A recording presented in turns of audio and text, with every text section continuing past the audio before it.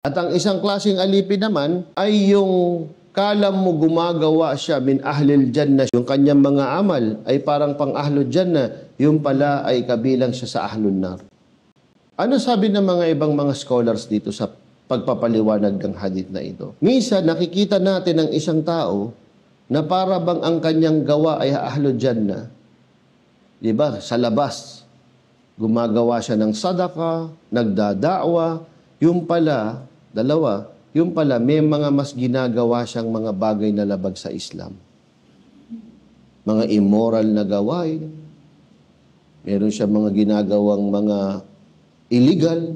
Halimbawa, ang akala natin sa litrato o kaya sa sura, sa panglabas, nakikita natin, subhanallah, tumutulong sa da'wa, pumupunta sa Islamic Center, nagbibigay ng malalaking sadaka.